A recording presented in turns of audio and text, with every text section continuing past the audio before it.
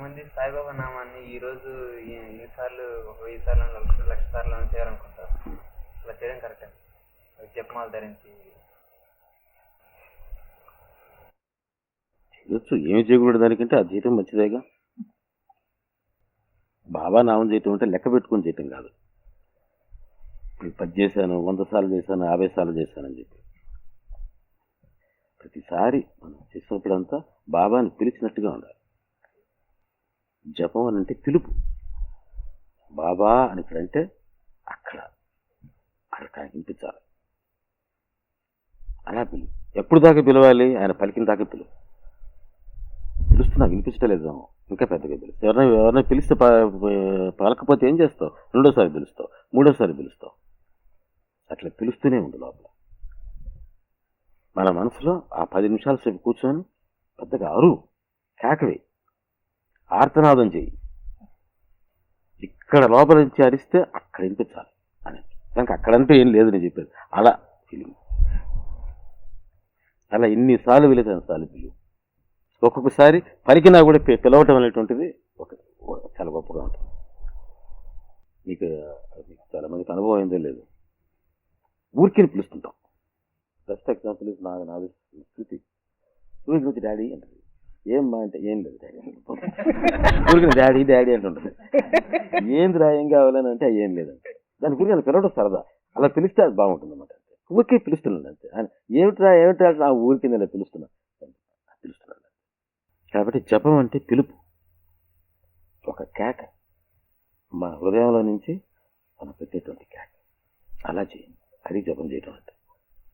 అంతే తప్పితే డబ్బులు లెక్క పెట్టి ఎనపెట్లో పెట్టుకున్నట్టు కరెక్ట్గా 1000 చేసేసి మన స్టాక్లో పెట్టుకున్నట్టు కాదు.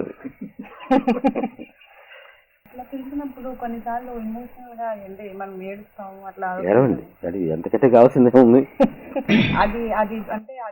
అట్లా ఏడవటం కంటే కావాల్సింది ఏం లేదు.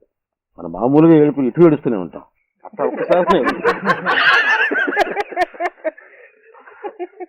అట్లా ఏడవమని. అదే యేసుక్రీస్తు చెప్పింది, బ్లెస్డ్ ఆఫ్ ద మౌన్ for they shall be comforted అని. ఏడ్చేవారు ధన్యులు, వారు వదార్చబడదు. ఏడ్చేవారు ధన్యులు అవుతారు. అట్లా ఏడ్చేవాడు, అట్లా ఏడ్చేవాడు కనిపించదు. అటువంటి ఏడుపులో నిజంగా అటువంటి ఏడుపే వస్తే ఏడవాలి.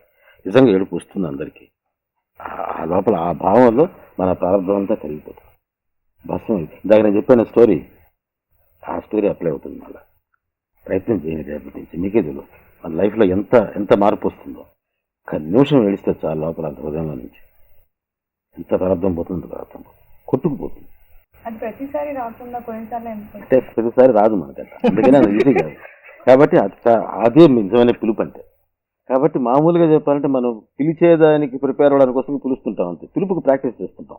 మిగతాదంతా కూడా బాబా పలికాడని ఎట్లా తెలుస్తుందండి? తెలుస్తుందమ్మా, మనకే తెలుస్తుంది. రాదు, దానికి ఎవరు చెప్పాల్సిన అవసరం లేదు.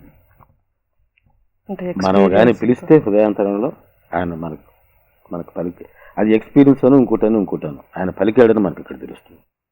అంటే మనం నిజంగా ఎవరికైనా ఆలోచిస్తూ అట్లా ఏడుస్తున్నప్పుడు ఆ ఎమోషన్ అడ్డి వస్తే కూడా అంటే రావటం కరెక్ట్.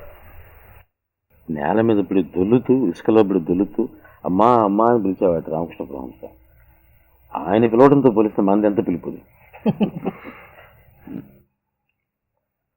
నామం ఎప్పుడు మనసులో చెప్పుకుంటే చాలండి. మామూలుగా అంటే కొన్ని ప్లేసులు ఉన్నప్పుడు మనం పైకి చెప్తానికి ఉండదు. మనసులోనే చెప్పు.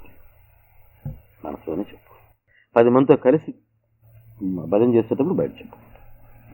అప్పుడు మనసులో చెప్పుకోవాల్సిన అవసరం లేదు. అప్పుడు గొంతెత్తి పెద్దగా ఎంతైతే అంత అడగండి. లోపల మనకు అంతకుముందు కొరత ఉంటుంది, గొంతెత్తి పిలవలేకపోయినామని చెప్పి.